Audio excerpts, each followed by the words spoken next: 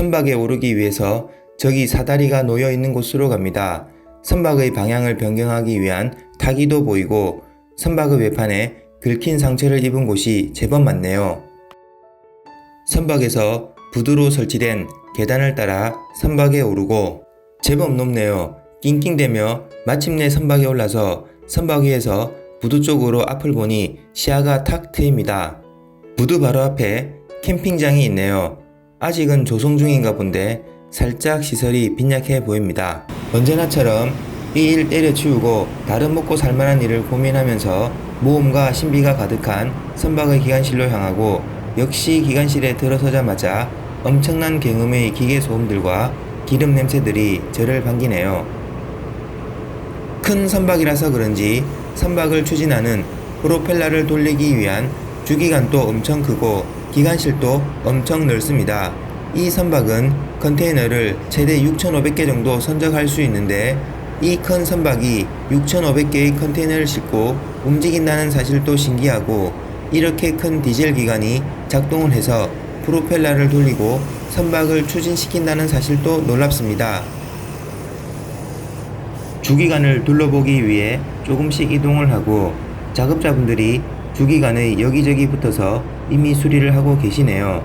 주기관이 워낙 크다 보니 수리 작업자들이 인력을 나누어 주기관의 각 부분에서 수리가 진행됩니다. 형들 파이팅 넘치게 일하고 계시네요. 오늘 수리 작업하는 주기관의 간단한 재현입니다. 여러가지 수치들이 상당히 많은데 엔진 성능을 나타내는 하나의 지표인 엔진 마력이 93,360bhp입니다. 우리가 흔히 아는 국민 자동차 아반떼의 마력이 대략 120마력임을 감안하면 단순 비교하긴 좀 어렵지만 여튼 대략 아반떼 778대와 비슷한 힘입니다.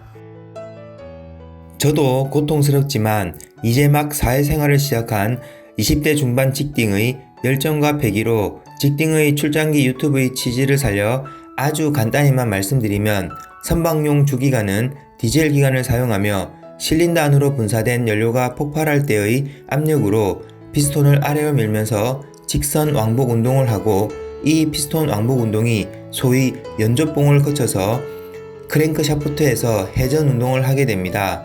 이는 디젤 기관과 가솔린 기관의 동일한 원리로 선박용 기관이 따로 있는 것이 아니라 디젤 기관 혹은 가솔린 기관을 사용하면 선박이나 자동차 혹은 발전기가 모두 같은 기관을 사용하는 것입니다. 같은 하나의 디젤 기관의 끝단에 프로펠러를 붙이면 선박용 기관이 되고 타이어를 붙이면 자동차 기관이 되고 전자석 붙이고 주변에 코일 좀 감아서 연결하면 발전기 기관이 됩니다. 다만 선박, 자동차, 발전기 각각의 사용 특색에 맞게 기관의 용도에 맞는 최적화에 조금씩의 차이가 있을 뿐입니다. 주로 자동차 엔진으로 대표되는 소위 열기관이 있기 전에는 인간은 어떻게 일하는 힘을 얻었을까요? 아마 주로 동물의 힘을 이용하거나 자연의 힘을 이용하거나 혹은 인간 육체 노동의 힘을 이용했겠죠. 그러다 이분이 등장하시고 세상에 내놓은 전기기관으로 인간은 드디어 기계 동력을 얻게 되고 인간이나 동물 혹은 자연으로부터 어떤 일하는 힘의 한계를 극복하게 되고 소위 산업혁명을 이루게 됩니다. 그리고 이 산업혁명을 통해 대량 생산을 이루게 됩니다. 초기 전기기관의 모습은 간단히 이런 것 같습니다. 보일러에 석탄 등을 태워 발생한 열로 보일러에 물을 끓여 전기를 만들고 이 전기를 전기기관에 공급하여 전기기관의 실린더 내로 들어가서 피스톤을 밀고 피스톤을 미는 일을 한 전기는 다시 빠져나가고 피스톤을 밀어 생긴 왕복 운동을 회전 운동으로 바꾸어 회전력을 얻는 일을 하게 됩니다. 제가 태어나기 전에 좀 오래된 영화이긴 한데 타이타닉이란 영화를 보시면 선박의 기관실이 나오는 장면이 있는데 선박의 프로펠러를 회전시켜 배의 추진을 얻기 위해 선박에 설치된 기관이 전기 왕복동 기관이며 이 기관에 공급할 전기를 만들기 위해 물을 끓이는 보일러에 열을 공급하는 원료로 석탄을 선원들이 계속해서 보일러에 집어넣는 장면이 나옵니다. 그러나 현재에는 동력을 발생시키기 위한 열기관으로는 대부분 디젤 기관과 가솔린 기관이 사용되며 이와 같은 피스톤 왕복 운동 형태의 전기기관은 사용되지 않고 전기 터빈이 발전용으로 대형 발전소의 열기관으로 사용됩니다. 발전소에서 발전용으로 사용되는 전기 터빈은 이렇게 생긴 모양입니다. 전기 터빈은 보일러에서 물을 끓여 얻어진 전기로 터빈을 회전시켜 동력을 얻는 방식으로 전기로 피스톤을 밀어 피스톤 왕복 운동을 다시 회전 운동으로 바꾸는 전기 왕복 운동 방식의 기관에 비해서 훨씬 간단한 듯 합니다. 그래서 현재는 전기기관 중 전기 왕복 운동 방식의 기관은 사용되지 않고 전기 터빈만 대형 발전소의 발전용 기관으로 사용됩니다. 다만 전기를 발생시키는 방법에 따라 보일러에 석탄을 태워 그 열로 물을 끓여 만들어진 전기로 터빈을 돌려 전기를 생산하면 화력발전소이고 핵 분열 시 발생하는 열로 물을 끓여 만들어진 전기로 터빈을 돌려 전기를 생산하면 원자력 발전소가 되는 것입니다. 좀 오래된 자료이지만 우리나라 에너지별 전기 생산 비중을 보면 어쨌든 석탄과 원자력의 비중이 압도적으로 높은 것을 알 수 있습니다. 그러나 석유나 석탄 같은 화석연료는 산소와 결합해 연소를 하기 때문에 탄소를 발생시켜 기후변화를 야기하는 원흉으로 비난받고 있고 원자력 발전은 핵분열 시 발생하는 열을 이용하기 때문에 연소가 일어나지 않아 탄소를 배출하지 않습니다. 그래서 탄소 제로를 위해서 원자력 발전을 확대하자는 의견도 나오고 있습니다.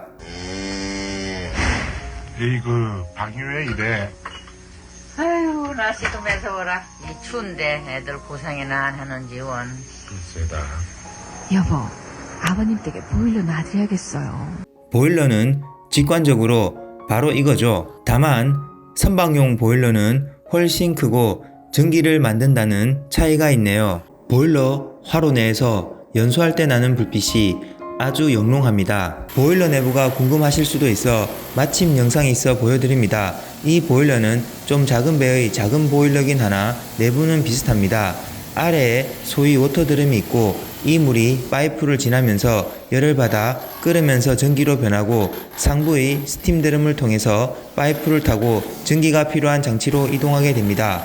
오늘 저를 이 선박으로 소환한 손상 부품은 연료가 주기관의 실린더 내에서 연소 및 폭발될 수 있도록 연료를 실린더 내로 분사해주는 연료 펌프입니다. 오늘은 장시간 완전 재미없는 내용을 시청하시느라 이미 너무 힘드셨을 것으로 생각됩니다. 연료 펌프는 다음에 또 소개드릴 수 있도록 하겠습니다.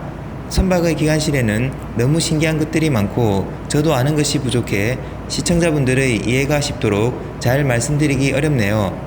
다만 이런 것도 있구나 정도의 안목을 넓히는 계기라도 된다면 무척 감사하겠습니다.